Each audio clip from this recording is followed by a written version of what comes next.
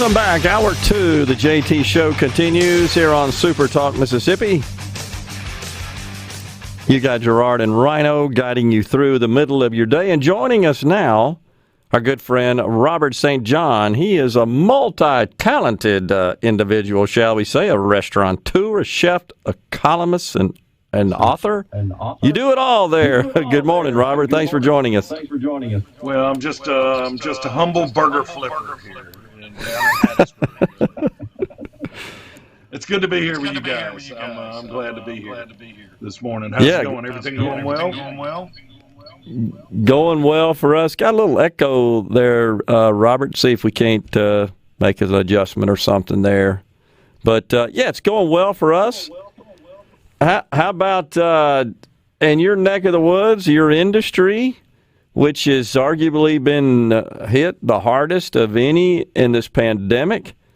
But I got to tell you, anecdotally at least, around my space, my universe, my orbit, the restaurants seem to be getting back pretty close to normal. What's going on there? Yeah, in Mississippi, we're a lot better off than a lot of other states. I'm a part of a group called the Independent Restaurant Coalition, and we've been meeting daily, sometimes a couple of times a day, for the last year. And a lot of those guys that are on those Zoom calls every day are in Chicago and L.A. and California, New York, and it's pretty brutal out there. So I mean, it's bad here. Almost a year ago. I was sitting there with my kids having discussions of, whether we're going to have to sell the house or, close all the restaurants. It was a little scary going forward. Yeah. And, we've kind of managed. I think we've had great leadership. If you think about the governor, coming in to a DHS scandal, then a prison scandal, then a tornado, then a global pandemic and floods. That was a hell of a year, but I think leadership really across the state has gotten us through this thing in a pretty wise and measured manner. So the restaurant industry here is really, we're not back to normal yet, but it's so good. There are actually other challenges at this point. The big challenge with us and with really all my friends across the state right now is labor.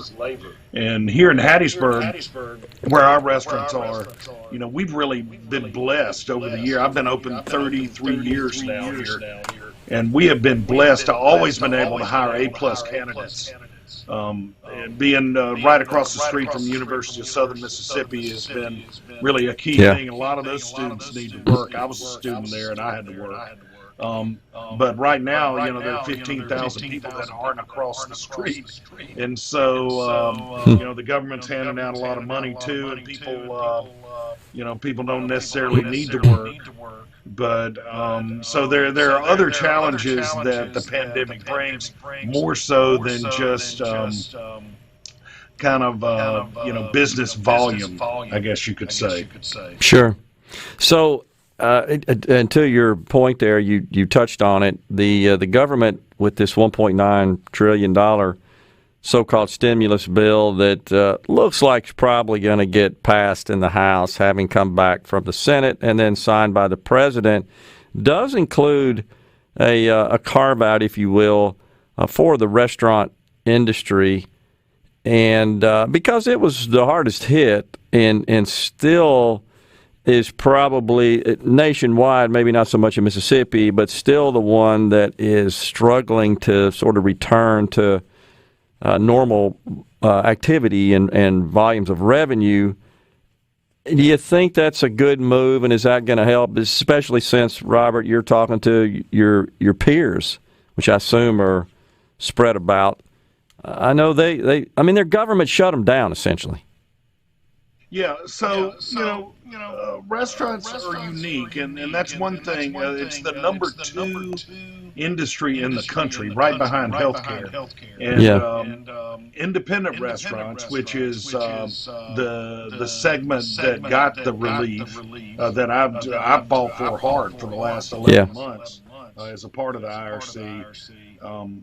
But if you think about it, there are 500,000 independent restaurants in the country. That's 11 million people that work in those restaurants, and then you've got another 5 million ancillary jobs such as farmers, fishermen, wine grow, other people that rely on the industry. So it's 16 million people, and the restaurant, it's a pretty brutal business, but we're just not used to really asking for help. I mean, we just kind of, we know it's rough, and we go along with things, but this is this is a once in 100-year crisis that there was no way the restaurant business was going to survive without some type of help. I mean, there were 2 million jobs lost just in independent restaurants in the first few months, and over the holidays you had another 400,000 jobs